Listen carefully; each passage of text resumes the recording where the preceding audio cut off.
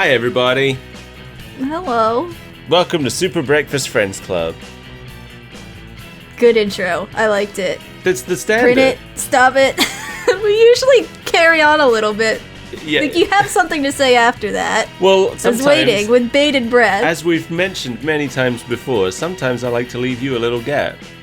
Yeah, but I'm not used to it, so I'm not prepared. I don't prepare for this show. You've never once been prepared, and that's what's fun about it. I roll out of bed, I hit record, I don't know where I am. Please help. I'm Pickleball. And I'm Toast. I forgot about Toast. Oh no, it's lived in my head. I knew I had to make it a reality. We have to tell that story now, right?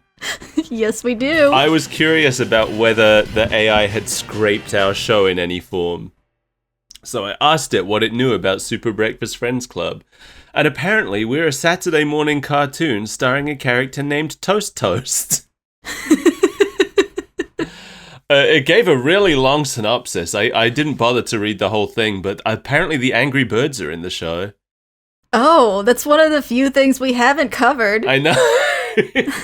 But the Angry Birds are in our show, and we are constantly trying to steal and cook their eggs to make delicious breakfast. That does sound like us, to be fair. So thank you, ChatGPT, whatever the fuck it is. I don't know. I don't use it, and you shouldn't either. No one should. Please let it die. If you want to be smart, don't listen to whatever the AI thinks is happening. It will literally train your brain to stop thinking. That's what it's for. Play the theme little jingle from the show this week. Cool. It's these guys. I do love that sound. That little jingle, it lives in my head forever. Yeah, mine too. It's these guys. Our old friends. Our old friends. It's been a while. I know. Well, it's not the same anymore. Yeah. So we watched, since the theme song doesn't give any indication of what we're talking about, we watched Expiration Date, a short that was made to promote Team Fortress. Remember Team Fortress? Or Team Fortress 2 specifically. Which is the only Team Fortress we have experience with, right? Yeah. Yeah, but I guess we could technically play Team Fortress Classic because everybody gets it. yeah, we have it, but I've never tried it. Nah, I'm not super interested. How much do you know about the history of Team Fortress? Well, let's talk about our history with Team Fortress first, shall we? That is a long and sordid history. Team Fortress 2 used to be our shoot the shit game, by which I mean the game we would load up when we just were going to chat. It was our let's catch up on each other's lives game. Yeah, we just kind of mindlessly shoot people and talk about bullshit. Yeah, we would have no idea what was actually happening in the game. But I feel like we would usually be winning, though. We tended to be on the winning team. To be fair, I'm sure most of the people we were playing with were under the age of 14. Well, whatever. Still beat their asses. Get good, kids. I feel like that's not... That's more of a credit to us, I feel like, if we can beat 14-year-olds in our 20s. I don't know. Because I sure couldn't do that in Splatoon. I feel like Team Fortress, it pulls a different audience than like your CSGO, where you have the terminally online kids that just shoot people in the head all day. True. Well, Team Like, Fortress if is I a game played for a people who like CS:GO, fun. So. Yeah, I could not play CSGO. A, bored to death by it. B, I would load in and immediately get sniped by a 13-year-old sitting in a sniper spot all day. I've never even tried it. I don't know. I think I played like the very first Call of Duty. Oh no, actually, I think it was like Medal of Honor, like Allied Assault or something. There was a Medal of Honor game that was made by the team who went on to be the Call of Duty people, if I remember rightly. And I think I played that Medal of Honor. Right. Because I liked the first two Medal of Honor games a lot when they were like more story based, and Steven Spielberg was involved in them, and Michael Giacchino was doing the soundtrack. Giacchino, I don't know, whatever his name is. When they weren't just selling you the same game year after year Yeah, with no story. when the multiplayer was an extra rather than the feature of the series. Right. I really liked that. But Call of Duty, stuff like that. Like give me a World War II game where you are just there to fight other players and there's no plot. I'm not interested. Right. But that's why it's like for a long time I had absolutely no interest in any multiplayer shooters. And Team Fortress 2 cut through by looking the way it did. It's so goofy and dumb. Yeah, I did come to it pretty late. It wasn't free to play. It was already free to play when I was playing it. That's how I got you to play it. Yeah. It wasn't free to play yet when I played it because I have the proof of purchase hat. I think I started playing it only like a year before it became free to play. Yeah, you were not an early adopter. No, and I remember you were very hesitant to join me because you did not like the idea of playing with random people on the internet. I don't like competitive multiplayer games for the most part. Oh, I think what's funny is at that point I didn't care about playing with random people on the internet and you didn't want to do it. And now I feel like we've reversed on that over the years. Yeah, now that I realize that random people on the internet aren't real and they'll disappear the second I turn my computer off, I have less of a problem. Whereas I've gone much more like, I don't want to play with anyone I don't know. No interest in that anymore. But I think that's the argument I used to you. I was like, I don't see any of these as people. They're just names that pop up when I shoot them. It's just a thing that I hate when he keeps killing me. I wasn't interacting with any of them. That's true. I did get into some real rivalries with some of these people, but I still didn't really consider them people. At the other end, I was still just like, that name is bullying me. I mean, that's kind of the beauty of the match system, because it's like you can hate that person all you want, but then you move on to a completely different match with all new people, and it's like, oh, I've completely forgotten you exist. Yeah. I remember every now and then we would get into fights with... Do you remember, one of my biggest memories of TF2 is the time there was some kid in the server who was bullying somebody else for being a girl. Oh, yeah! Do you remember that? And then we were both just like, oh, fuck this kid. And so we just spent the rest of the match bullying him. And then once it was over, I think she and her boyfriend were both like, thank you. That's so lame. Being a girl on the internet with hobbies? Get out of here. But yeah, fun. We had a lot of fun in Team Fortress. I really liked it. Yeah, it's dumb. It's goofy. I got into trading for a while so I could get all my fun dances. Yeah, you were my black market broker. I was your fence. Yeah, any cosmetic stuff I wanted, I would just be like, hey Mel, I kind of want this new taunt they've added, and you were just like, I'm on it. You would come back with it like a week later. Oh yeah, I was on the backpack.tf. I kind of know about the exchange rate. The fact that everything happens in threes messes my brain up because I can't do numbers. But I traded for some things. Yeah, you were good at it. I got some items with real world value. You've got your unusual hat that people were constantly trying to get out of you. Yeah. That wasn't something I traded for. That was serendipitous. Yeah. That was like the first thing I unboxed. I was going to say, that's the first crate you ever opened. It just had I think so. One of the rarest things in the game in it. It had the least rare particle effect, but that doesn't stop anyone from trying to cheat you out of it. Yeah, it's still rare. And then I traded that for a better one. But like, I never got into the unusual trading other than that. What was your favorite class? Because you had a few like go-tos, didn't you? Yeah, I like to main medic, but it relies a lot on having a team worthy of a medic. Mm-hmm. So like, if everybody stinks, you have to switch to something better. I know you went NG a lot as well. Engineer was fun for a while, but they nerfed the mini sentry, and I kind of lost interest in it because I'm not as good about just like sitting in the base and defending it. That's not as fun for me. I hate just only interacting with spies. I remember, when you load the game up and it shows you the bars of how long you've played as each class. My bar for Pyro was like 20 times longer than everybody else. I played the Pyro the most. I really enjoyed playing as the Pyro. Yeah, almost exclusively played as the Pyro. Yeah, but I did play as I played as the Heavy a lot too, and I sometimes played as the Scout, but I wasn't too good with most of the others. Yeah, I played as Soldier every now and then. I really wanted to be good with Scout, but I wasn't. I just think he's fun to play. Yeah. Heavy's easy. Throw sandwich, shoot man. Yeah, I think probably the three classes I played the most are probably the three easiest to play. Because I tried Soldier a bunch, but I don't think I successfully rocket jumped once. Even using the practice jumping. one. Yeah.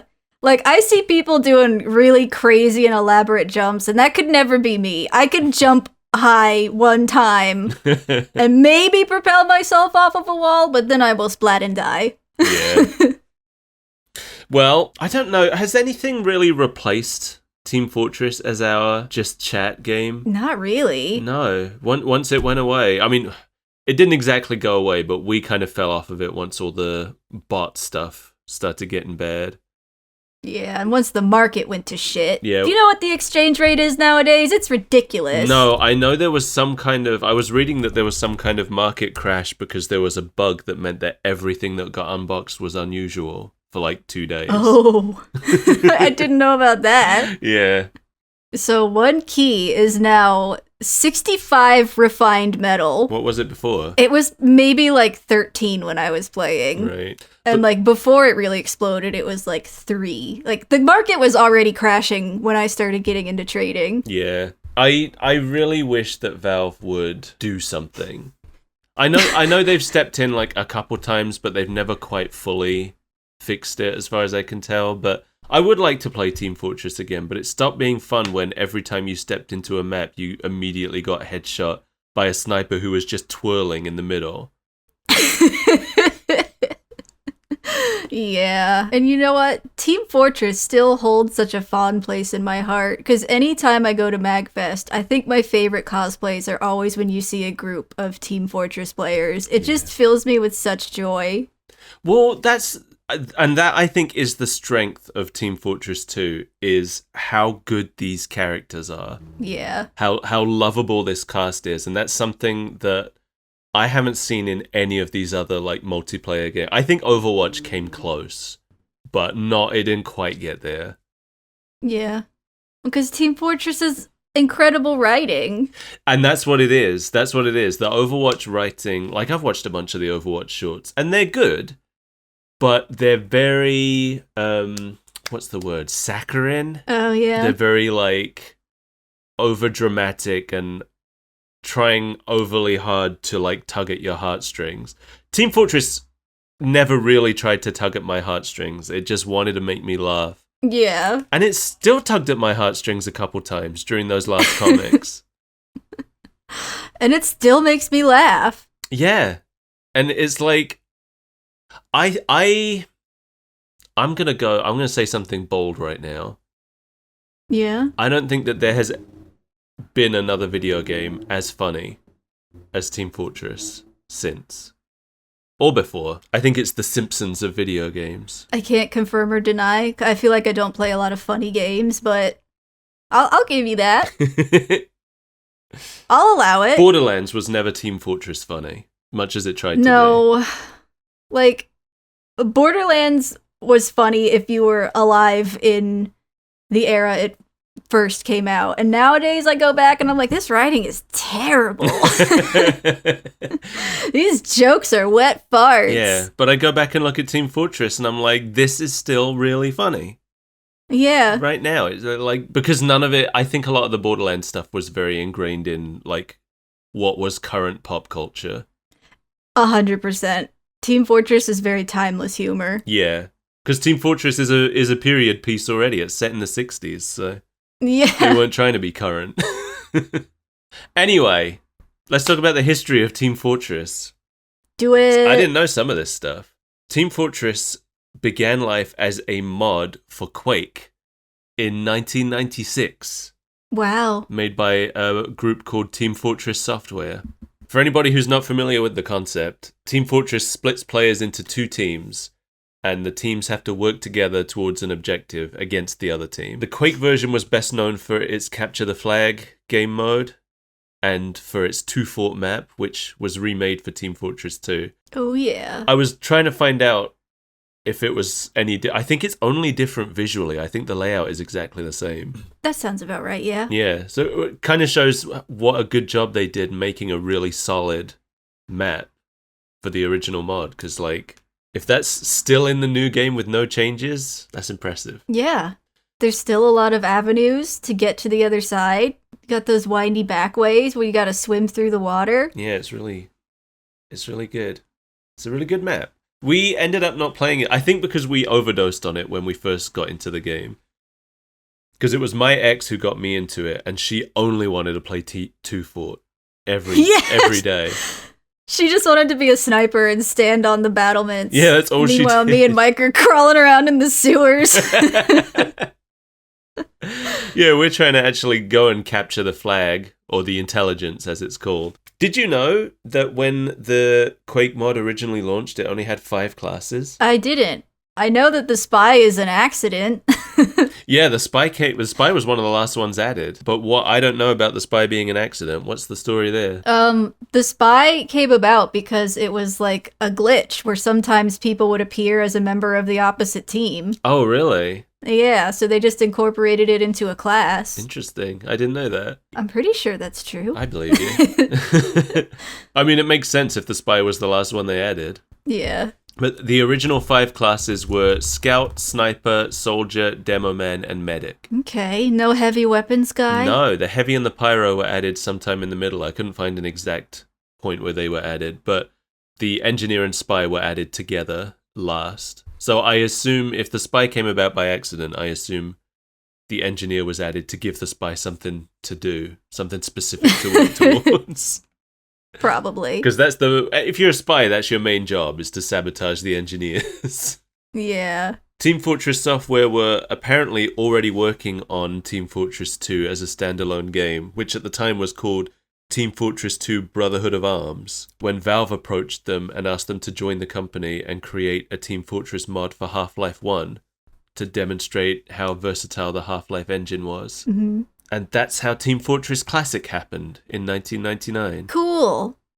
Yeah. Team Fortress 2 that was announced had a completely different art style. And it's wild looking at those first screenshots of Team Fortress 2 now. Because it's not recognizable. Do you remember them? Have you seen them before? I don't remember, but if it's anything like the original Team Fortress, I know what that looks like. Hang on. Here, this is the screenshot that I always think about. Let me send it to you. Yeah, that's more like the original Team Fortress. Yeah, it's looks a lot like Counter-Strike, but with kind of a almost like World War II look to it. Or I guess maybe more like Cold War. Yeah, I don't know if I would have been interested if it came out looking like that. I'd be like, good, another boring war shooter. Yeah, I 100% would not have played this game. I can tell you that for certain. Wouldn't have been interested at all. But yeah, it's just like 2 realistic looking guys in a bunker wearing camouflage fatigues and shooting a gun out of a window. It looks really boring. Do you know, in its time, Team Fortress Classic was the second most played online game behind Counter-Strike? That doesn't surprise me. Me neither, but it should have been first. I don't really know how different Team Fortress Classic was. I looked at it. It seemed like it was a little bit more complex than the Team Fortress that we had. It's like every class has their own grenade that has a different effect as well. Oh. On top of the other stuff. And there's also an extra class, the Civilian, for escort missions that ended up getting removed from Team that Fortress sounds 2. terrible. Yeah. One player just had to like hide from the other team, I guess. The Wiener class. That never came back. They did reference the Civilian a couple times in Team Fortress 2. I remember there was a bobblehead of him in the sniper's van in Meet the Sniper, but I think that's it. He never actually appeared. So Team Fortress 2 came out in 2007 alongside Half-Life 2 Episode 2 and Portal. in the orange box. Yeah. Remember the orange box? I do remember the orange box because so many people were telling me that I had to play those games. I don't think I ever actually got the orange box itself, but I did end up eventually accumulating all of the games inside of it. I did have the orange box, and I think I might have tried Team Fortress 2, and I'm very glad that I did not get attached to a console version because, ew. Well, yeah, they stopped updating the console version pretty early on, I think. Yeah, So nobody's playing it. It's not as good.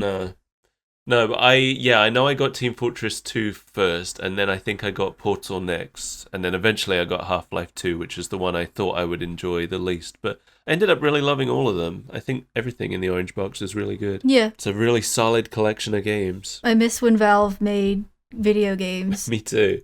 Well, I think now the only reason they made all of those games was just to promote the Source engine that they were trying to sell to people. Yeah. And I was thinking about, like, when you think the last time a game was made in the Source engine was? Probably a long time ago now. It's a shame. I miss that era. Yeah. But yeah, I wonder if they hadn't developed the Source engine, I wonder if they ever would have made all of those games at all. But so many people love those games. Why would you not keep making video games? I know. I would love a Team Fortress 3 if they kept the same vibe that Team Fortress 2 had anyway. Right. I don't know if we need another Portal, but if they made one, I would play it. I don't even think that they need to drag out these series indefinitely, but they had really good writers. They had really good teams. Yeah, even if they just made something new. Like, every one of the games that Valve made during that era, I personally think is like one of the best video games ever made. I think Half-Life, I know Half-Life was like really groundbreaking, but to me it's the least impressive of all of them. Right. But like I think Portal 2 especially is definitely in my top 10 video games I've ever played. We've talked a lot about how Left 4 Dead, in my opinion, Left 4 Dead is one of the best multiplayer experiences that exists. I will never get tired of Left 4 Dead. No, that's the one we still play regularly of all of these. Yeah. It's like 80 years old, and we're like, you want to boot up Left 4 Dead 2? Yeah, we don't play Team Fortress 2 anymore, but Left 4 Dead, we're still in there like at least once a year. Usually around Halloween. That's kind of our chill out game, but also, depending on the difficulty, we start taking it more seriously and get frustrated. That's true. Team Fortress 2 ended up spending 9 years in development. And for 6 of those years, there were no updates on what was happening. So apparently it was like regularly cited as vaporware that people thought was never happening. Yeah. Like it was listed alongside Duke Nukem Forever. And I wasn't aware of any of that because I didn't hear about Team Fortress until it was out. Right. But yeah, for a long time, Team Fortress was a big name game that people were like, yeah, that's never coming out. We're never going to get Team Fortress 2. And then when it finally was revealed, it looked nothing like anybody expected because it's really cartoony and like bold colors, simple shading, right, exaggerated characters. Yeah, and that was all born from a need for gameplay readability, which I think is incredible. That's one of the reasons that I think Team Fortress is like so iconic and definitely was a huge influence on stuff like Overwatch as well. Right. Because they decided that since what class you're playing as and what class you're fighting is so important, they decided that they needed all of the classes to be immediately recognizable at a glance from a distance. Yeah, it's great. It's extremely effective. Yeah. The only way to really do that was to really hyper-exaggerate them. Like, oh yeah, the tall skinny guy, that's the sniper. The huge triangle man, that's the heavy. Which one of these vague red blobs am I worried about? Yeah, it's very good. It's very clever. It's a masterclass in character design, I think. Yeah. Apparently, according to some of the developers, the cartooniness was also kind of inspired by the ridiculousness of the level design. Yeah. Because there are these huge, elaborate bases constructed right next to each other. And it's like, how do you realistically explain this? There's no way. That's a good point. Like, you don't want these people to get your intelligence, but the only thing separating you is a very short bridge. Yeah. And then that kind of led to them really pushing the ridiculousness of the base design. Like, you go inside there's like death lasers, there's just like piles of nuclear warheads stacked up next to a hay bale and things like that. What a dumb game. Because I always thought it was really funny that they're all really poorly disguised as well. It's all like, they've got these huge decals on the walls where it's like Granary Company, but there's like bombs everywhere. We see some of that in the short. Yes, true, yeah. They just put a Wile E. Coyote panel down, basically.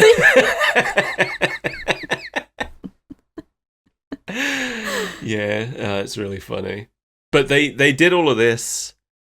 You know, there's the world building there in the level design, but there was no real lore or story to any of it when the game launched. Right. But it ended up having like probably the most elaborate world building of any of Valve's properties by the end, because they were constantly releasing comics and animated shorts to promote new updates and just constantly adding on to the lore of this stupid, doofy series.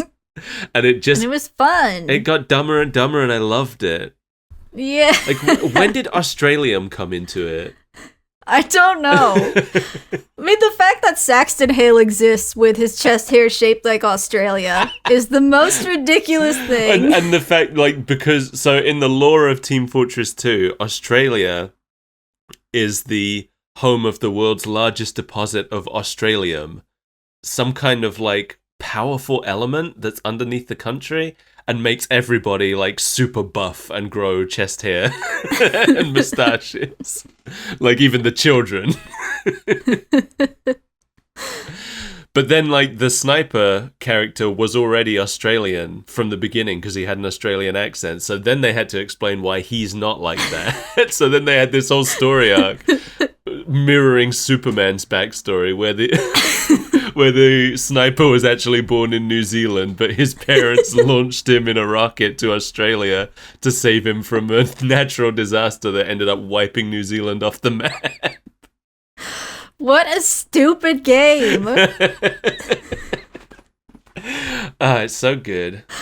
It's so funny. The comics were such a highlight every time they dropped. I know. I'm so glad they finally finished them last year. It only took them 20 years. I know. You need to catch up.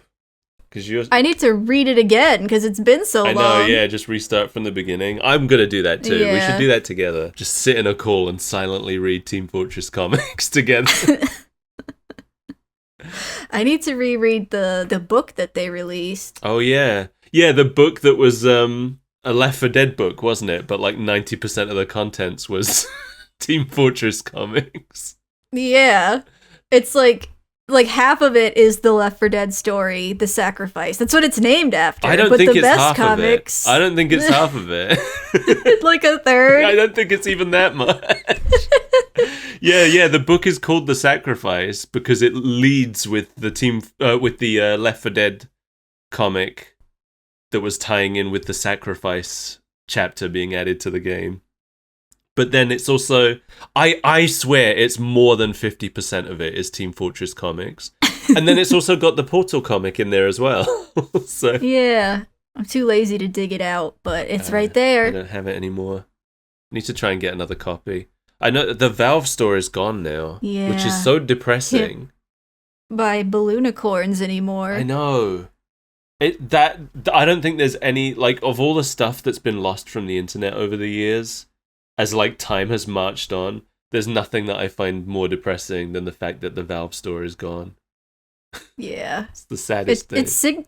It symbolizes the death of an era. Yeah, it really does. Well, are we ready to talk about this actual short now? I guess. Now that we've spent half an hour reminiscing about Team Fortress. And that's not even a fraction of our power. So this short is called Expiration Date, and it released on June 17th, 2014 to promote the Love and War update. Oh my god, that was 11 years ago. Yeah, but also some of the stuff that was added in this update, I swear was added way before this short came out. Did you know this was the update that added the conga? Yes, I think I did. Oh, I didn't. I was shocked. Well, I was shocked that the conga came that late. they did a lot of stuff leading up to this. They did updates in the game, so like when you teleported, bread would sometimes come through. That's true. I forgot about that. Yeah, back when things were still fun and they were hiding clues in the game. Yeah. Yeah, they I think all of this was the first update that added group emotes that you could do together in general, I think. Yeah. I remember this was a big summer update because once the demo man comes through the teleporter, I was like, I remember that. I remember that was not always just something the demo man could wear. Yeah. This was produced in-house at Valve, and I couldn't find many like production credits for it. I don't know who wrote it or anything. If anybody does know that, please let us know, because I couldn't find out. We start with the red team in their red bread van, driving down a desert road. And I thought this, and I went and checked, and I was right. This is the same desert road that was used for the opening shot of the Meet the Sniper short as well. Yeah, that checks out. Because for anybody who doesn't know, this was not the first promotional short that they made for this. We're looking at this one because it's the longest promotional short they made. Because all the others are only a couple minutes. It's not really long enough for our show. But they did a whole series of shorts about each member of the team, which were increasingly long and elaborate. I think it's kind of a shame that they didn't go back and redo some of the early ones because, you know, yeah, so like short. once the pyro one came out and everything changed. The pyro one and the medic one and the spy one are all like so much longer and more developed than the earlier ones. And the sniper one. Yeah, those four. Yeah. But then you go back and you look at like the heavy one in particular is so short and I just wish he had more because I love the heavy. Yeah, And the the early soldier ones too. really were. Yeah, it was really more just a like, this is the character. But as they went on, they're like, well, let's give him some fun. Let's give him some story. Yeah, they really built on them. Yeah. I think I can't remember if it was the spy one or the medic one that was the first really high budget one. I think it might have been don't the spy remember. one. Yeah, and then the medic one was the one that like took it to a new level, and then they were all really good anyway. Even the short ones were great. I wish that some of the earlier team members had gotten some updated longer ones too. But I feel like this kind of serves as one for the scout because the scout really is the star of this short. Yeah. Speaking of which, he's asleep in the passenger seat of the van here while the heavy's driving it. The scout is played by Nathan Vetterlane, who we know as the church guy from Left 4 Dead. Yes, we do. What is it he says? Better safe than sorry, over and over again. Yeah, he crossed it out one time, but then he wrote it again. And then he rings that dang bell. Yeah. He hasn't done a whole lot of acting, though. He's mainly a game designer, from what I could tell. That's cool. He worked on Destiny 2, and he worked on Gotham City Imposters, which I never played, but I have very clear memories of that coming out. The Heavy... I don't think the Heavy has any new lines in this short. Did you notice any? No, they didn't really give him any speaking roles. He says "now, doctor" towards the end, right before the medic. Yeah, but pops that's the clip we all know. Yeah. There's it's just clips from the game, I think. But he is played by Gary Schwartz, who also plays the Demo Man. He's known for playing the Lich and the Sniper in Dota as well. Oh.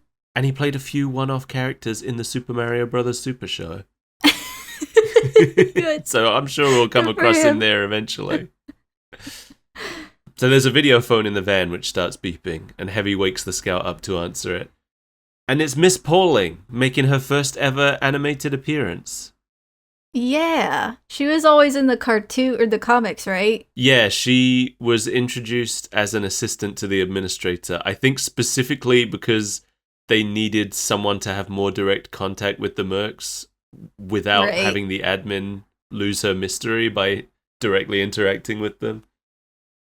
Because the administrator is a disembodied voice that talks to you in the game. I don't think when the game first came out, I don't think there was any thought put to who that voice belonged to. But as they started making comics, the administrator started slowly getting fleshed out as this mysterious character pulling the strings. Yeah, yelling at you to do your objectives. Yeah, but they never wanted to properly reveal her, so Miss Pauling became the go-between between her and the characters. She first appeared in the comic promoting the War update in 2009, apparently. I think, at least. Okay.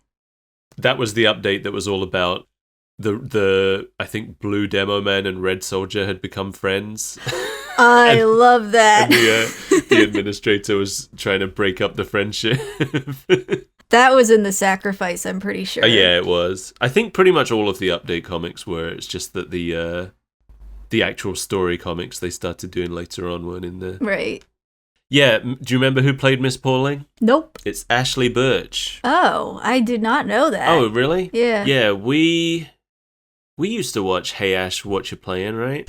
No. Is it just me? Just you. Okay. I used to watch it. It was pretty good. That's what she got famous for. It was a YouTube series. I think written by her and her brother who went on to work on Borderlands. Yeah. I think that those were funnier than Borderlands was. It's because it's full of that millennial humor. It has not aged well. Yeah, well, Hey Ash, What You Playing was really just like, it was kind of like a video game webcomic in video form. Yeah. It was just jokes about whatever game they had last played.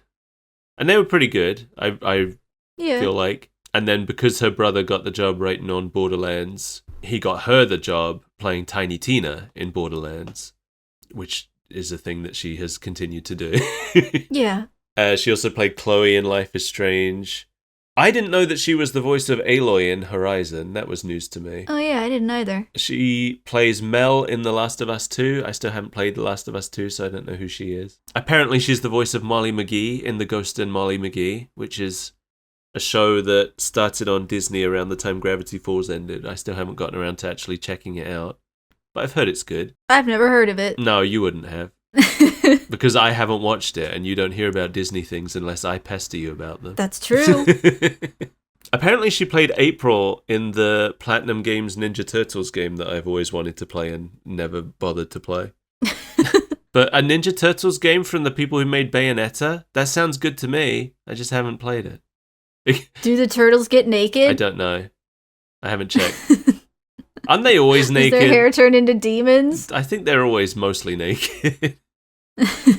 That's true. They're very indecent. It depends whether you count the shell as clothes or not. Apparently she also wrote for Adventure Time, which I had no idea about. No, me neither. Yeah, we've spent more than enough time talking about Ashley Birch. Yeah, get out of here. Miss Pauling is apparently at the place the team just left. Where they have left witnesses after assuring her that they did not. She has some questions about the state they left the place in. This is where Soldier appears from the back of the van to show off the blue briefcase they just stole. So apparently they were doing a capture the flag map. They did get the intelligence. They did get the intelligence. They didn't do it good. No, so Miss Pauling is now stuck cleaning up the messy job they did to prevent them getting caught and going to jail. This is the first point. I specifically remember this being the first point where I considered the idea that they could go to jail. No. So, because in my mind, that's not gonna happen. In my mind, they just like exist in their own little universe outside of the concept of law enforcement.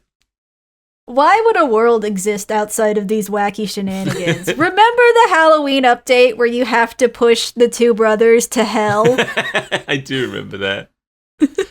But listen, the soldier's here. We have to talk about the soldier.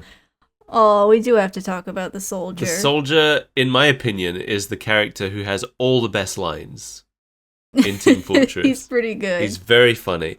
He is played by the late, great Rick May, who we also know as Peppy Hare in Andros.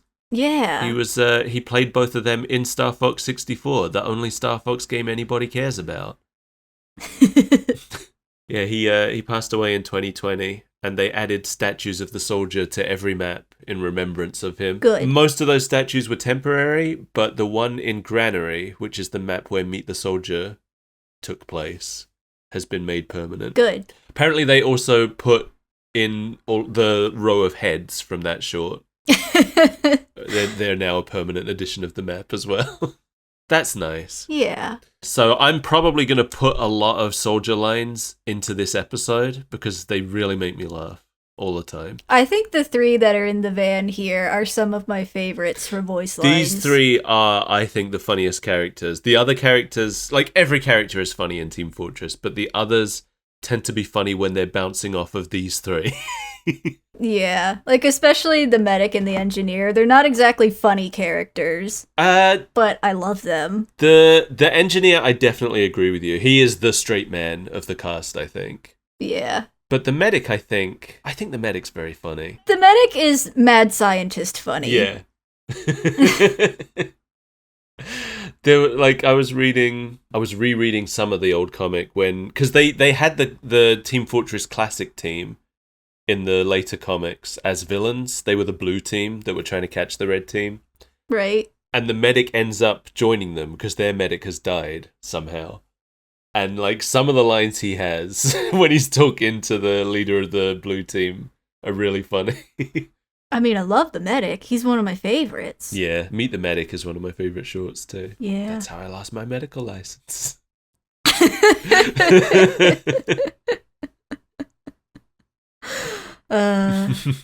Miss Pauling, she's killing all the witnesses.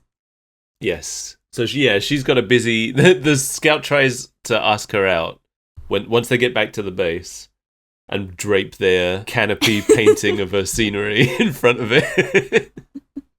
The fold-up cactus pops up.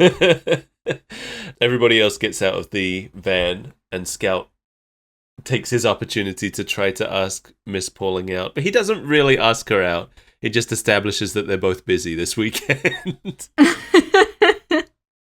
She's busy burying bodies. He doesn't say what he's busy doing. He's just like, oh, we're both busy then. He's busy fumbling this. That's what he's doing. Yeah. So he fails. She hangs up.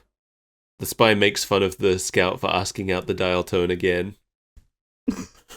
Spy and Pyro, both played by Dennis Bateman, who is mostly known for Team Fortress 2, but apparently he played a chopper pilot in Left 4 Dead, and he played Mayor Marlin in Freddy Fish 5. Oh no!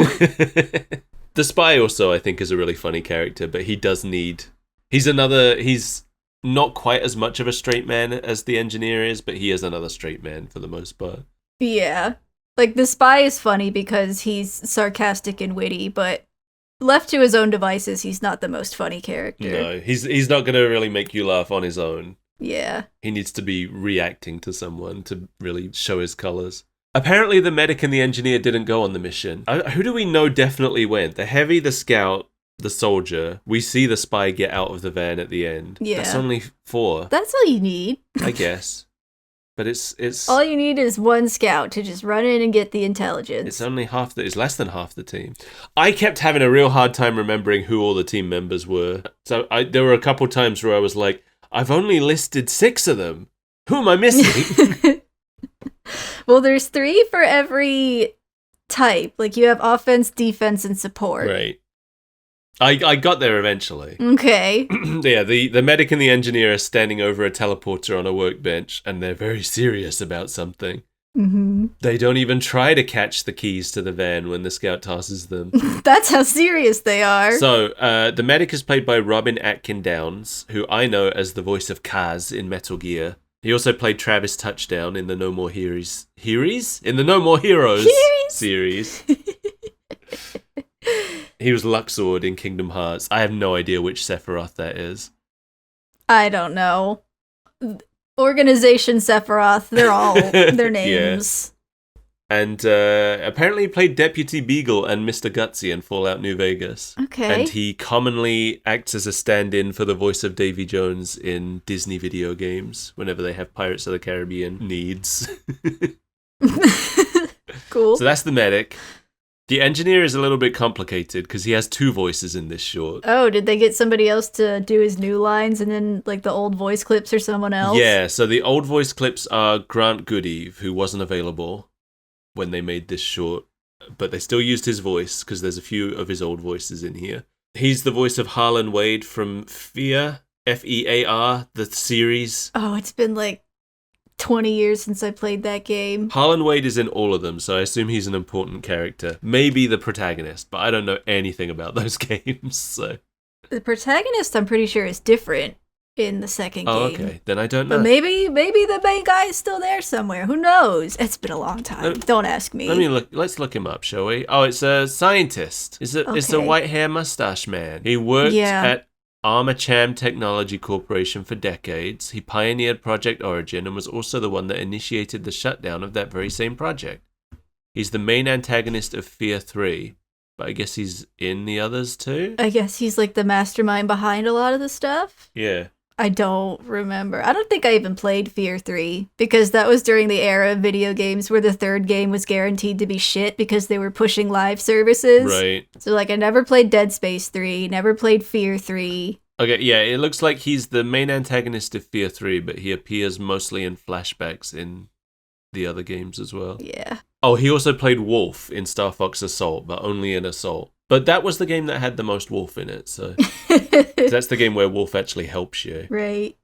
He's also in 3 episodes of Murder, She Wrote as a different character each time. So that's cool. Yeah, so I got distracted. So now I'm like, do I have Fear 3? Do you? I don't know. Let me see. Fear. I have played Fear 3. Wow. Oh, well, good for you. Now I'm just full of lies. Yeah, I know. We can't trust you anymore. It's true. You couldn't trust me from the beginning, but now you at least know that. Don't worry, I'll cut this part out. No one has to know. So, because Grant Goodeve wasn't available, the engineer's new lines are provided by Nolan North, who everybody knows from somewhere. Yeah. We already know him from Team Fortress because he's the voice of Marasmus. Oh. Yeah. I know him from Pretty Little Liars. I'm glad that you brought it up because I did list it for you specifically. Yeah, he had a not small role in that. Yeah, Peter Hastings. Who is that? Yeah, it's the dad of Spencer Hastings. She's one of the main liars. Oh, there you go then. Yeah, other people may know her. May know him. Sorry, Nolan North, I didn't mean to misgender you. Other people may know him as the voice of Nathan Drake. He also played Desmond in the Assassin's Creed series, which I know him from. Oh, yeah. He plays Deadpool pretty often in animated Deadpool appearances. He was the Penguin in the Batman Arkham games as well. I know him from there. But he's also in pretty much everything, so if you look him up, you're going to find something that you know him from. Yeah. He's one of those voice actors. Big voice man. There's someone else I always get him mixed up with. Troy Baker. I always get Nolan North and Troy Baker mixed up. Because they're both in everything. Yeah. So the Engie and the medic have been running experiments on the teleporter, and they want everybody to take a look at something. They teleport in a loaf of bread, and then reveal that it's full of tumors. I've always loved that delivery. What the hell is that? Tumors! I also love the follow-up shot of the Heavy eyeing his sandwich suspiciously. Yeah, it's very good. I also love... I think the engineer is like, you'll know what this means. And the soldier just immediately loses his temper with the scout for some reason. Starts violently assaulting him. Furious that they can't teleport bread anymore. But the engineer calms him by assuring him that he can teleport as much bread as he likes. A mistake we'll come to later. Well, because as we're learning now, they don't have but 3 days to live. Yes, this would be a good time for them to take care of anything they wanted to do before they die. And you think, like, the medic so confidently calculates that they have 3 days to live based on basically nothing, as we'll find out. There, let's see. We all use a teleporter, let's say, 6 times a day, times 4 years, minus we're not bread. 3 days. Yes, we all have 3 days to live. I mean, he's the big crazy brain man. Of course he has some kind of ridiculous equation to precisely determine the time of death. I do love that one of the factors is just, we're not bread. So they all have this little somber moment, at which point the demo man teleports in with the beer to celebrate their win, having completely missed his conversation. And letting everybody see some new Demo Man cosmetics and a new Demo Man taunt. Yeah, I actually didn't realize that this was a taunt. I guess I forgot, probably. I have that taunt. Oh, nice. Yeah, he comes in holding a beer crate and holding up one beer and whooping. And that was a new taunt added in the update. He's also wearing the South of the Border cosmetics set. So he's got a sombrero and some glasses, and his bombs on his chest have been replaced with beers.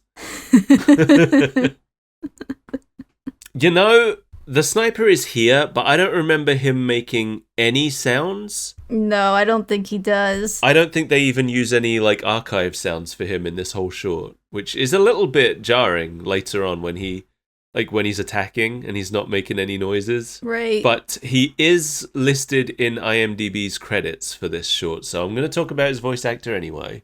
He's played by John Patrick Lowry, who also played a lot of random citizens in Half-Life 2 and its expansions. He's the voice of Doom, Earthshaker, and the Shadow Fiend in Dota. He played William the Kid in both Putt Putt and Spy Fox. I don't know how there's a character that's in both Putt Putt and Spy Fox. I don't either. Because one's a world of only cars and one's a world of only animals, as far as I know. But that's okay. Maybe he's an animal car. He's also married to Ellen McLean. Did you know that? Did I know that? I might have. Yeah, but Ellen McLean is the voice of the administrator in Team Fortress, but better known for being the voice of GLaDOS in Yes, Portal. that's what I thought. I did know that. Yeah. I had to check that they were still together. As far as the internet knows, they are. Because that's a fact that I knew from like 10 years ago. Yeah. So that night, I guess it's like 3 hours later, since they have 70 hours to live at this point. It's so precise. Yeah. The spy presents the team with a bucket. And I'm going to put the clip of that happening here because it's very funny. This is a bucket. Dear God. There's more. No. It is very funny. Yeah, the soldier's reaction to the bucket. I don't know if it's the biggest laugh I get out of this short, but it's one of them. It's up there. I think all the biggest laughs I get out of this short are related to the soldier, though. That one's pretty good, but I also like Scout's very brief flashback about how he's good with girls. Yes. Oh, we'll get to that. Yeah, I love that too. Scout has allegedly collected the dying wishes of every member of the team and put them in the bucket. The spy gives a very rousing speech about how, since they aren't most men, they will easily be able to accomplish everyone's dying wish within the next 70 hours. He then discovers that Scout has filled the bucket with doodles, mostly of the spy having sex with the Eiffel Tower. And then the Eiffel Tower also has stink lines. In the end, Spy gives up, but they do manage to accomplish one man's dying wish. The soldiers. This was a huge waste of my time. You did not read mine. Does it say you want the bucket? Yes. I love the soldier. He's so dumb. So, as they all leave the meeting, the soldier passes by the medic and the engineer in a hallway, jealously guarding his new bucket. Right, the bread falls off and he guards it like it's in danger. Yeah, the medic and the engineer are pushing carts. The engineer's cart has the teleporter on it, and the medic's cart has just a ton of loaves of bread on it. But one of the loaves falls off the cart, and the soldier, I don't know, something's going on when he sees that bread. We'll find out what he's gonna do. Later, the scout comes to the spy's smoking room to apologize. Spy is reading Dapper Cadaver. That's a title that has stuck with me for a long time. It's good. That's why. It's also the name of the music that's playing here on the soundtrack. So, Oh. yeah, because a lot of the music from this short ended up becoming loading screen songs for the game. Yeah. As most music, like whenever they made a new short, usually the music from it would end up on the title screen of the game as randomly rotating songs. They're all good. Yeah. I really love the soundtrack to Team Fortress. Yeah. I bought it. It was a good time. I have the CD. I actually forgot that until just now, but I have the soundtrack CDs for Team Fortress 2 and Portal 2 because I love both of those soundtracks. The spy does not want to talk to the scout, but the scout manages to kind of guilt him into it. Their relationship is so complex. Yeah, they're like canonically father and son, aren't they? You can still debate it. Okay. In one of the comics, and this is one of the one of the few heartfelt moments the comics ever had.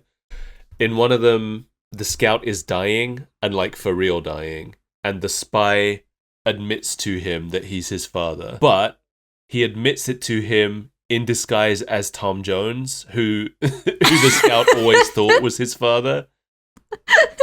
So you could make the argument that the spy was just trying to give the scout a nice memory in death. That's true. Or it's kind of like the fake out with the pyro. Yeah, where they like almost revealed the pyro's gender, but shied away from it, yeah. Yeah. These things, I think, like, these are mysteries that we don't need revealed. Everybody has their own idea about what the truth is. Right. It won't make it any better for it to be solidified. Yeah, so I think, like, yeah, the pyro's gender, whether or not the spy is actually the scout's father. There are so many hints at both of them, enough that you can make a conclusion either way. Like, I think probably both of those things are true, but also, would it be funnier if they weren't? Like, yes. There's enough hints that the pyro is a woman that you can easily just believe it. But is it also funnier if, despite all those hints, the pyro is not a woman? Yes, it is. I don't know. It's like Glenn Howerton saying that he thinks it's funny. He thinks it's funnier if Dennis isn't a serial killer, but it just really looks like he is. Yeah. Yeah, like I was rereading some of the other comics, and there's the part where the scout is talking to the heavy, and he mentions like his father disappearing. And then the heavy is like, "Yes, your father disappears often." Yeah.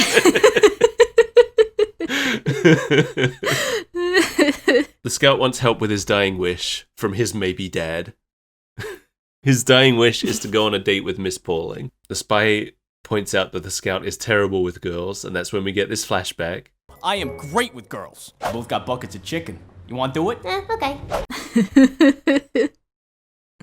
No, the scout is great with girls, but he's terrible with women. Ladies, that's what he says. This is another taunt that was added to the game in this update. I got a bucket of chicken. Yeah, they left out part of it, but... No, they changed it. They did?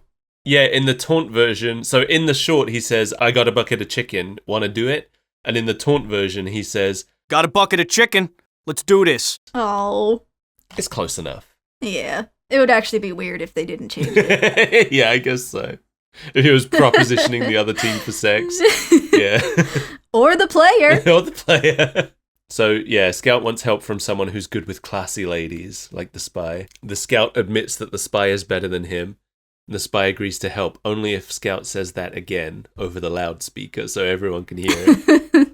And we get shots of like all the rest of the team, what they're doing as the loudspeaker activates and they look up at it. And the soldier he's just got armfuls of bread. Sneaking off down a hallway. I do really like the seduce me scene here. Yeah. The animation in this short is fantastic. I don't know how they did it. I don't know if they used like some motion capture and then animated on top of it or what, but it's like it's so natural all the way through. It's really good. And not just the body acting, but the facial animation as well. Yeah. I mean, I guess a lot of this was also showing off the power of Source Filmmaker, right? Yeah. Was this before they released it or during? I believe this was pretty early on when it came out. It was definitely out already because this short ends with the Source Filmmaker logo. Right. Source Filmmaker had been out for 2 years when this short came out. Okay. But yeah, they were definitely showing off what it could do. I remember when Source Filmmaker came out because I was at animation school and I got into the beta and then I didn't use it until it was out of beta because it was only in beta for like a couple months, I feel like, maybe even less. Was it all you dreamed and more? I spent a lot of time playing with it, but I never finished anything. But it is really cool. Like, I guess we didn't really mention it, but this whole short is made using in-game assets through Source Filmmaker. Yeah. Which is very impressive when you think about it. Yeah. Because this looks great. Like I said, the animation is great. The faces are really good. They encouraged a lot of fan art participation, just fan stuff in general. And I've seen fan-made things using Source Filmmaker, and it looks professional. Yeah. Yeah, because they had the Saxy Awards, didn't they? Just to give people awards. If you made something really cool and they gave you an award, you would actually have the award as a weapon in the game that you could club people with. I never had one, but didn't it? I feel like if you killed somebody with it, didn't it turn them into like a gold statue? I think so, but I can't remember if that was the gold frying pan or the Saxy Me Award. neither. It was cool though. Yeah, they really did encourage, and a lot of the later updates as well were adding like fan-made cosmetics and maps to the game. Yeah, the fan participation in Team Fortress was part of what made the community so good. Yeah, I don't know if that's ever really been replicated to that extent by another game. Not that I know of, at least. Like, there'll be some games sometimes where they're like, send us your screenshots and maybe we'll put them in the game somewhere. But I haven't really seen another one where they're like, make a film and we'll give you an award. Yeah. This weapon functions identically to the wielder's default melee weapon, but with an added cosmetic function. Any enemies killed with it produce motionless statues of pure Australium. Okay, so it's not gold, it's Australium. Yeah. Didn't realise. I guess the Saxy itself is probably made of Australium. Probably. Because it is a statue of Saxton Hales. So. They're in the training gym. Spice slides a cart full of romantic props over to Scout and asks him to seduce him. One of those props is a bucket of chicken. Yeah, which the Scout instinctively grabs. And I love that he doesn't even get through the sentence before Spice slaps it out of his hands.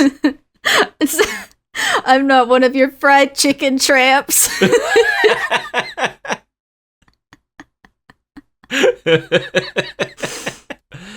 Yeah.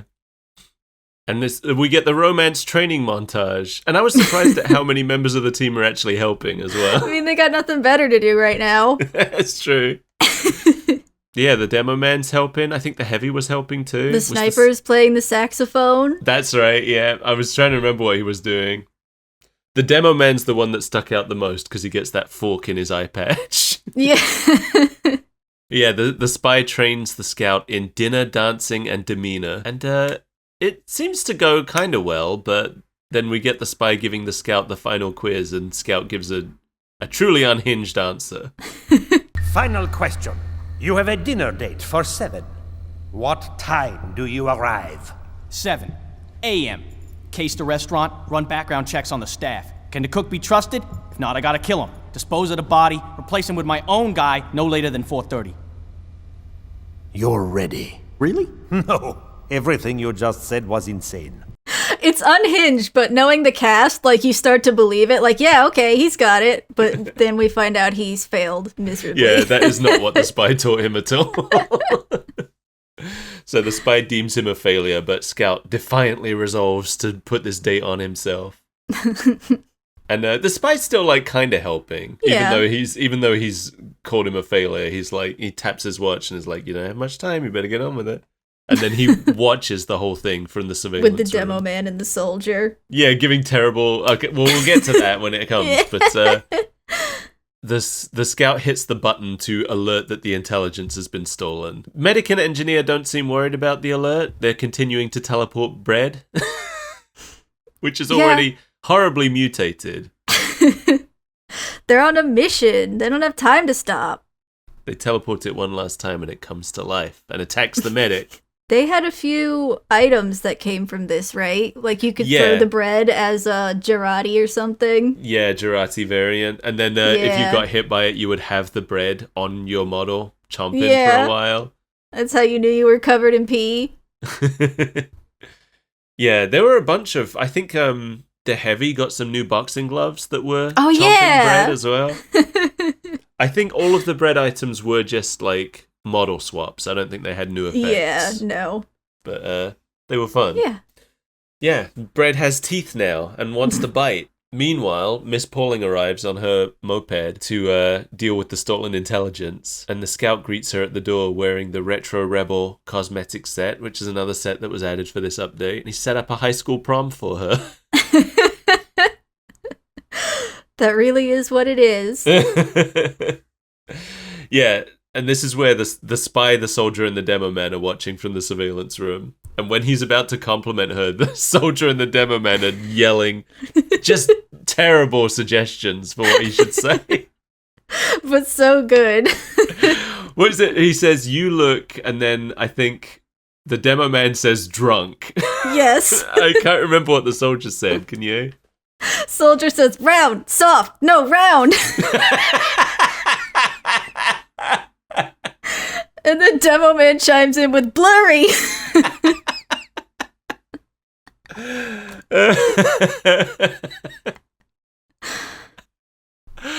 Oh, they're so funny. The spy's, I think he says ravishing, and then the spy is like, huh, okay. The engineer and the medic interrupt them watching in the surveillance room with good news. They're not dying. The teleporter's side effects only affect Bread. The Bread eventually becomes self-aware, but as long as they don't teleport any more Bread, things should be fine. Then the soldier chimes in with an important question.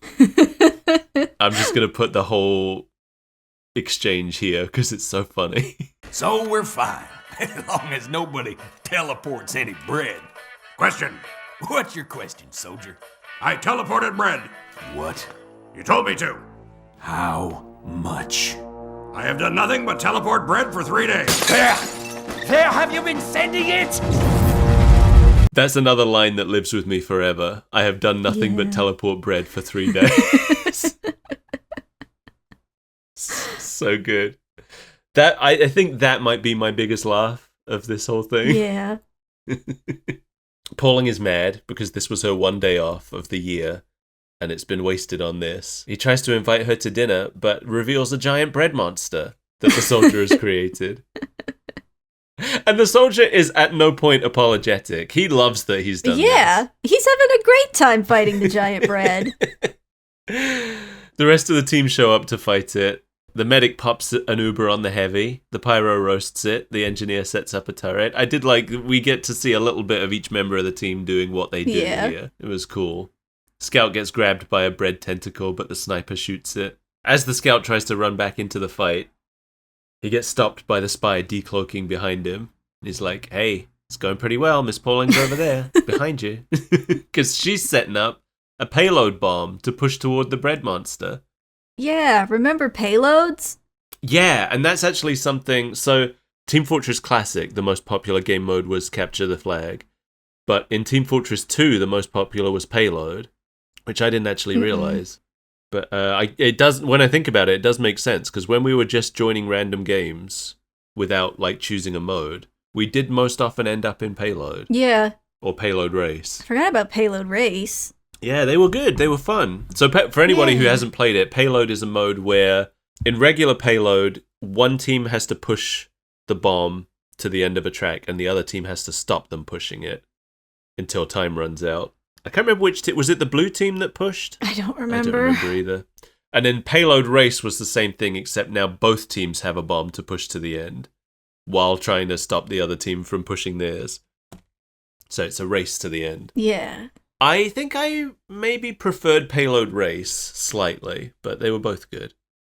I feel like Payload, like once you got down to the final thing, could start getting really frustrated when the enemy's really ingrained in there and there's just turrets everywhere and you die every time you enter the room. Yeah.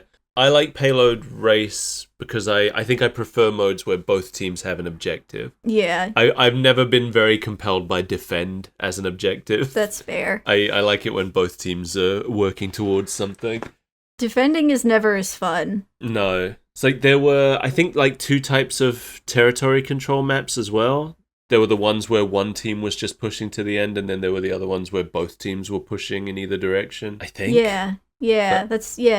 Yeah, I always preferred the ones where both teams could push. I didn't like it so much when one team got locked out of progress. Yeah. Anyway, so Scout apologizes to Miss Pauling and helps her push the bomb, and they have a conversation. I think this is the weakest part of the short, personally. Yeah.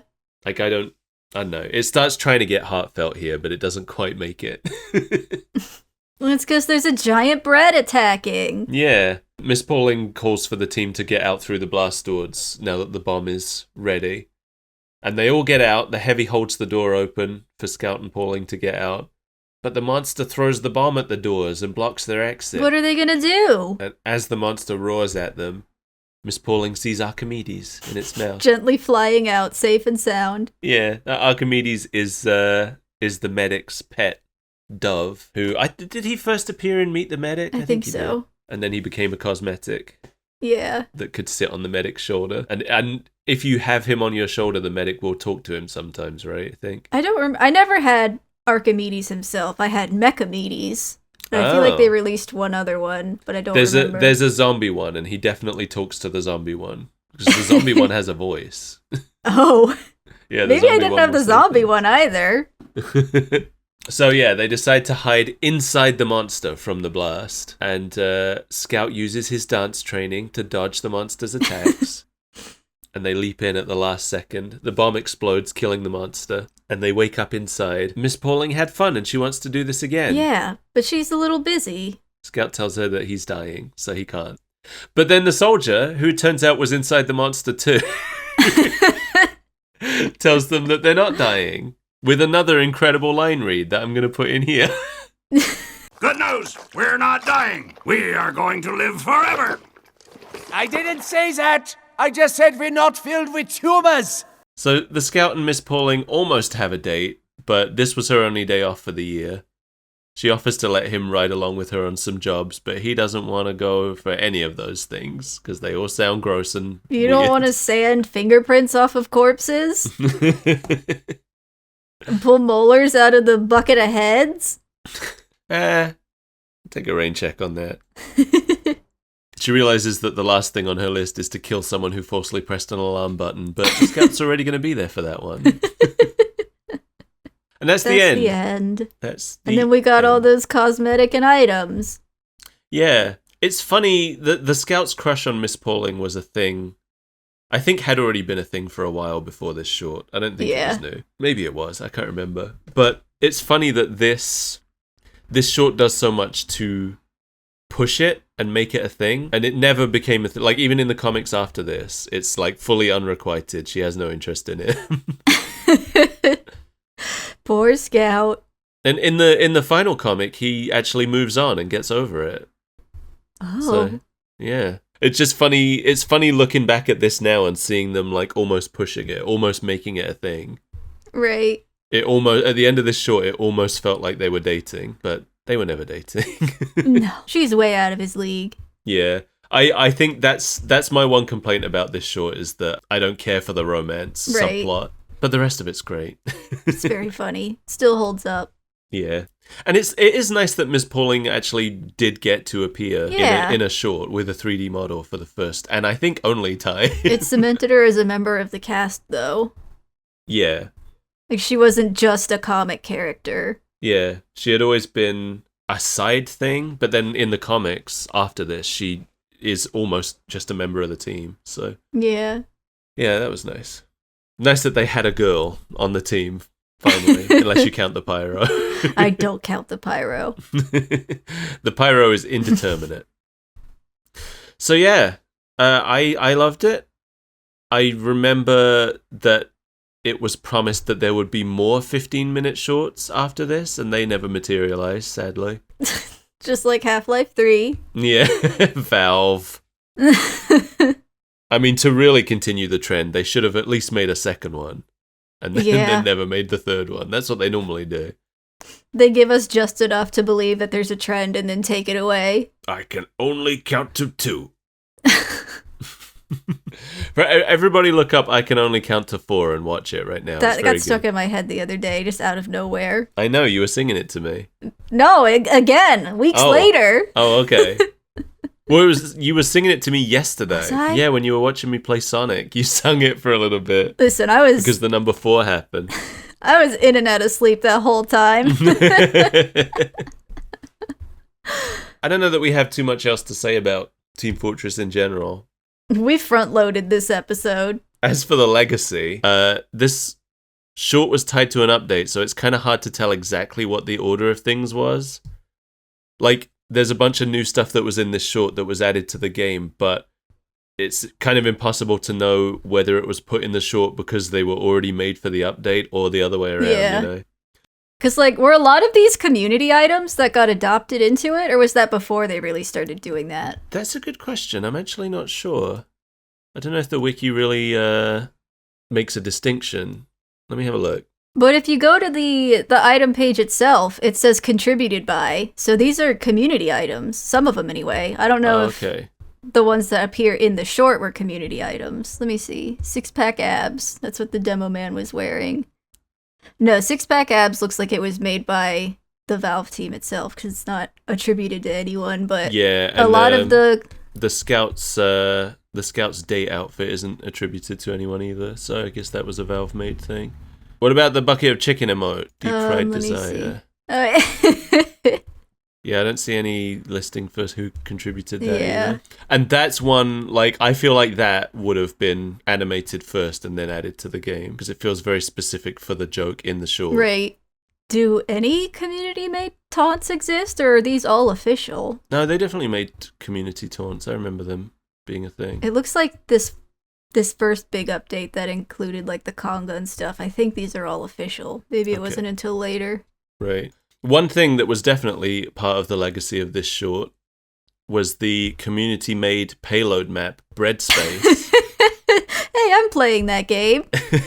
It's the map where the team had to push the payload bomb to the bread monster. Remember Yeah. that? I thought that it was added with this update, but it came 5 years later. Oh. Yeah. Does that seem weird to you too? Yes, it does. I thought for sure like that I remembered it coming out when this update did, but no, 5 years. I guess it does make, when I think about it, it does make sense because I don't think we ever played that payload map very much, and we would have Yeah. if it had been 5 years earlier, because the conga was added early enough that I feel like it was always there, but I feel like we only played that bread map like once or twice. Yeah. Did this make you nostalgic to play Team Fortress? It made me nostalgic for Team Fortress. Do I want to play it? Not really. Made you nostalgic for old Team Fortress? Yeah, it made Yeah. me nostalgic for a time when Team Fortress was thriving. Yeah, same. I would like to play it more. There's been new stuff added that I'm interested in at least seeing. Like versus Saxton Hale is an official mode now with a real Saxton Hale model. The amount of weird independent servers I went on to play that game, Yeah. to play that mode. Well, I've never played the official one, and I'd like to. Yeah, me neither. It's just always the fan ones. There was that new mode they added where you have to feed a baby seal. I forgot about that. Yeah, I haven't played that. I haven't played any of the Yeti Park stuff. I think versus Saxton Hale was added with the Yeti Park stuff. Is there a way to not play as Saxton Hale? I don't know. I don't like playing as Saxton Hale. Oh, okay. I don't know how it works. So I think I only ever played the unofficial versus Saxton Hale mode once. It used to just be an edited sniper model, right? Yeah, but then eventually they had a Saxton Hale. What else? Wasn't there like a Halloween update that we played a tiny bit that was like you were getting abducted by aliens or something? Something like that. I don't remember it very well. I Me just neither. remember not really liking the map, the mode maybe. What was the last Halloween we played? Was it the Bonus Ducks one with the bumper cars? I think that might have been our last real Halloween participation. I would need to see them back to back. Yeah, me too. Need to look at a Don't list. remember. Because the Halloween was always the big update for tier Yeah. 2 every year. That was the like, we are going to be playing it for a solid month period. Gargoyles and Gravel? Did we play that one? I don't remember that one. We played Hell So it's Tower. either the 6th annual Halloween special or the 7th that we stopped at. I just don't remember which. Yeah, I think we stopped with the 7th because the 7th didn't have a new event. It was just all old events returning. It was That's like a celebration right. of all the previous ones. And I'm looking at the cosmetics in 6, and I have some of these. Yeah, I think 7 was the point. I think we did load it up and play a bit of it, but because there wasn't a new thing to do, we weren't super interested. Because we play those things all year anyway. Yeah. Just go to a fan server. Yeah, exactly. Yeah, I think the 6th one... Yeah, 6th one is the bumper cars one. That's the last one we played. Yeah. So that means 2015 is when they started scaling back Team Fortress and we started falling off of it. That feels so long ago. Yeah, I know. And they have added new maps. There's probably a ton of new maps that we don't know. Because they've continued adding community maps, I think, until now. Yeah. But we just haven't been playing it. Yeah, I'm looking at last year's Halloween, and it added 7 new maps. Dang. So there's a lot of... If we did go back to Team Fortress now, there would be a lot of new content that we haven't seen. And a lot of new bots to play against. And new game modes, it looks like. There's game modes listed here that I don't recognize. Like, one of these maps is called Blaze Hatton, and the game mode is Zombie Infection. What is that? What? I don't know. It features the red team fighting to survive against the undead hordes of blue team zombies.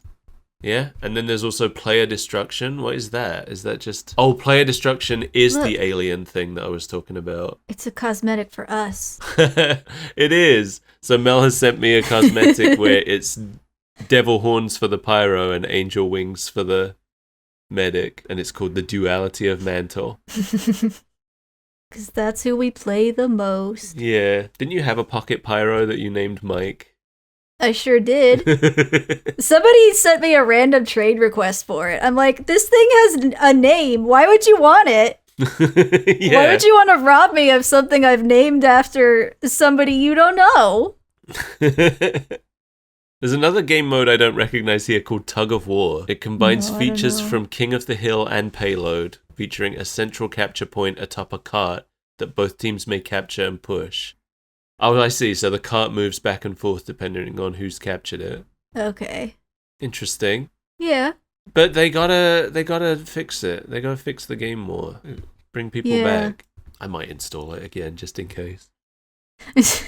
You're sick. Anyway, let's stop talking about Team Fortress and go to bed. Yeah. Thanks for joining us, everybody. I say go to bed. It is way too early for us to go to bed in real life as well as when the show came out, but It doesn't I'm still matter. sleepy. You're not supposed to tell them we're doing it for the bit. yeah, but for the bit, it's Saturday morning. Yeah, we woke up, sleep exhausted, to put on a show, and now it's time to go to bed. Had my cereal. We woke up, we realized we forgot to do a show, we had to do it, and now it's bedtime again. If somebody woke up to like watch this or listen to this show like immediately at release, it would be about 8:30 in the morning on Saturday right That's now. when cartoons come on. Exactly. That's what I'm And saying. then you go to bed after. I did used to do that, now that you mention it. When I was a teenager, I was waking up early. I was waking up at like 8 to watch Pokemon and then going back to bed. Yeah, you're sitting here trying to act like it's crazy. I'm not crazy. Yeah, all right. Well, thanks for joining us, everybody. Sorry you had to come to this trip down memory lane. We threw you in the bus and you've had to listen to us rant about Team Fortress for 5 hours. That's fine. Everyone loves it. I assume. Thank you to our club VIPs, Jamie Core and Mark Kelly, and our club Mesmeron, Eugene Lattig. We appreciate all of you. All of you weird freaks. And all of our free members as well. We appreciate you too. We just don't know your names. Oh, I know their names. Should we do a call out I for don't free know your members? We names. never do that, but we can do it. You're all getting called out. All right, free members, thank you to Balm30, Suri D, Natalie No, AG, Delord des Untergangs, sorry, I hope I pronounced that right. Marley the Changeling, Nick Boots, Steve Wonderspawns, and Thomas Germain. Yeah, you didn't have names to put to them, did you? No. Now you do. Yeah, now I know who to come after. I recognize some of those names, and they're about to get a fist. We'll be back. We'll be back. I'm Skull Pirate Mike. Come join me on the internet. It's weird and free. It's not free. That's a lie. Help, I'm lost on the internet. Come find me. But if you're paying for the internet, you can get access to most of the stuff I do for free. What a weird promotion. What a weird and not confusing way you've chosen to promote yourself. Bye!